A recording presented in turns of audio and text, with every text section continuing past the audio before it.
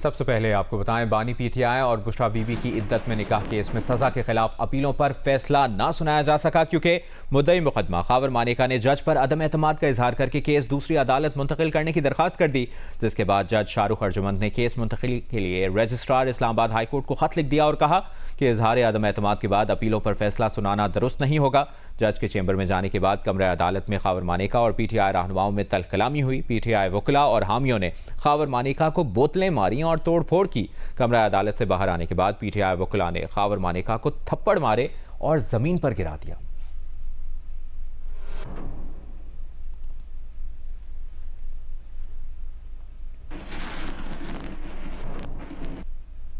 PTI ने बुशरा बीबी के साबिक शौहर खावर मानिका पर अदालत में फहुश गुफ्तगू करने का इल्जाम लगाया है। बैरिस्टर गौहर ने कहा कि खावर मानिका ने इतनी गैर अखलाकी गुफ्तगू की कि दोहराई भी नहीं जा सकती। सेनेटर शिबली फराज ने कहा कि खावर मानिका ने फहुश और इखलाक से गिरी हुई गुफ्तगू की। उसने बड़ी गैर अखलाकी गुफ्तगू कोर्ट के अंदर की है, ऐसे अल्फाज अदा किए जो हम इस कैमरे के सामने बता नहीं सकते। 11 मरतबा उसने डेम का लफ्ज़ इस्तेमाल किया, 11 मरतबा उसने हिल का लफ्ज़ इस्तेमाल किया।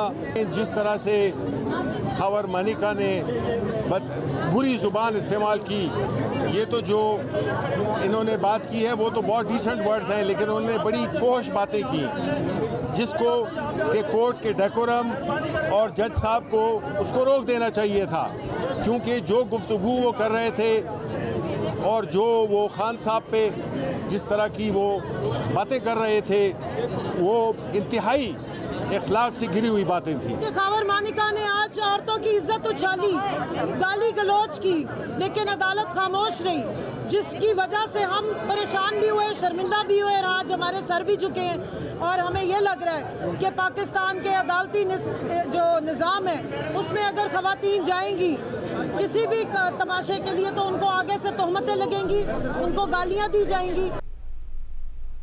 चेयरमैन पीटीआई बैरिस्टर गौहर ने कहा है कि इद्दत केस में आज फैसला ना आना इंसाफ का कत्ल है। मनसूबाबंदी के तहत जज पर दबाव डालकर इद्दत केस में अपील का फैसला मुलतवी कराया गया। ऑपोजिशन लीडर उमर अयूब ने कहा कि इस केस में कुछ साबित नहीं हो सका, आज फैसला हर सूरत में आ जाना चाहिए था। आखिर में जज साहब पे प्रेशर डाला गया, ये एक प्री प्लान की तरह हुआ है। जज साहब को कहा गया कि ये केस आप ना सुने। इस तरीके से दरख्वास्त पहले जो आई थी वो जज साहब ने डिसमिस कर दी थी, उसके खिलाफ complainant Khawar Manika high court नहीं गए थे। इसलिए आज जज साहब ने ये ऑर्डर किया है कि मैं हाई कोर्ट को लेटर लिखता हूँ, आज ही लेटर जाएगा, हाई कोर्ट फैसला करेगी कि ये केस दोबारा मैंने सुनना है या किसी और जज ने सुनना है। हम इसकी मजम्मत करते हैं, हम ये कहते हैं ये इंसाफ नहीं है, ये नाइंसाफ़ी है, ये फंडामेंटल असूलों के और बुनियादी हकूक़ के मनाफी है। ये केस ख़त्म हो चुका है, ये अपनी मौत मर चुका है। दूसरी अहम बात, आज फैसला आ जाना था, आज या कल में फैसला आ जाना था और वाज़ेह था कि इनके पास हक़ाइक़ में कुछ नहीं था और ये इस चीज़ को प्रोलॉन्ग करने की नाकाम साजिश है। वफाकी हुकूमत ने 15 दिन बाद इस्लामाबाद से अगवा शायर और सहाफ़ी अहमद फरहाद की गिरफ्तारी जाहिर कर दी है। जस्टिस मोहसिन अख्तर कियानी की अदालत में केस की समाअत के दौरान अटॉर्नी जनरल मंसूर उस्मान आवान ने बताया कि अहमद फरहाद गिरफ्तार और आज़ाद कश्मीर पुलिस की तहवील में है। अटॉर्नी जनरल मंसूर उस्मान आवान ने थाना धीर कोर्ट की रिपोर्ट भी इस्लामाबाद हाई कोर्ट में पेश कर दी।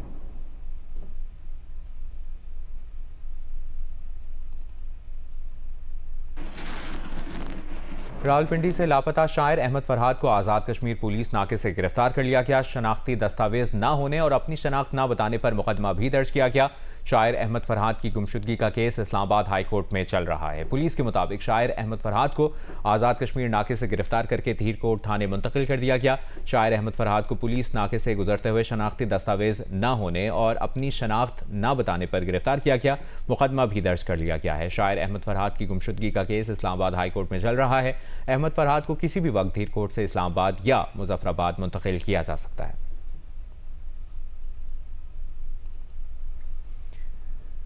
वफाकी वज़ीर तिजारत जाम कमाल ने कहा है कि माजी की तरह चीनी एक्सपोर्ट करने की खुली इजाज़त नहीं देंगे। शुगर मिल्स मालिकान को चीनी महंगी ना होने की ज़मानत देनी होगी। इसकी तफसील जानते हैं, जवाद मलिक ने हमें ज्वाइन किया है। जी जवाद, बताइए।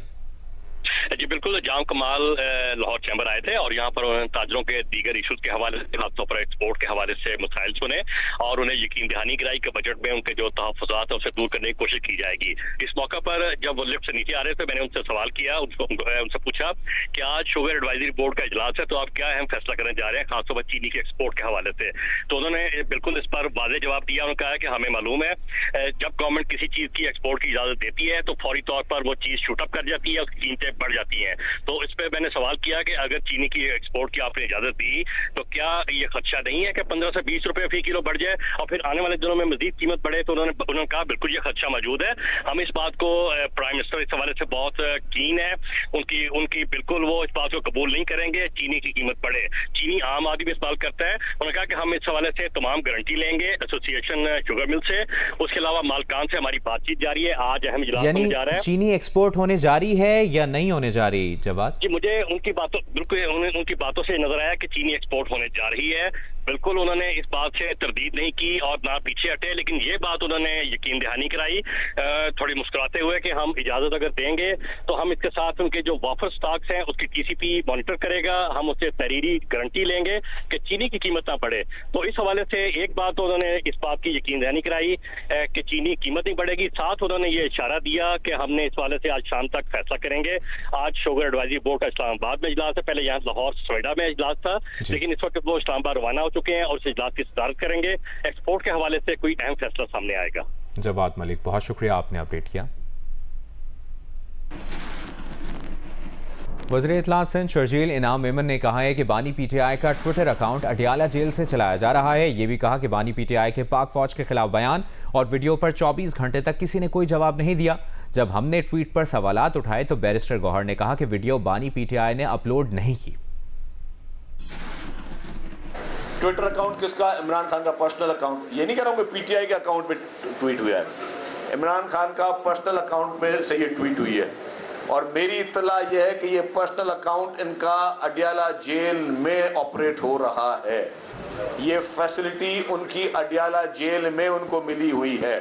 अच्छा, ट्विटर अकाउंट उनका पर्सनल, ट्वीट होता है, 24 घंटे तक कोई तरदीद, कोई मुल्ज़मत नहीं होती। जब हम सब ने ये चीज़ें उठाई, मीडिया में सवालात किए कि ये शख्स किस नहज तक पहुंच गया है कि अपने ही मुल्क के इदारों के खिलाफ, अपने ही मुल्क की फोर्सेस के खिलाफ, अपने ही मुल्क के खिलाफ, अपने मुल्क के शौदा के खिलाफ किस हद तक घिनौनी साजिश ये शख्स कर सकता है।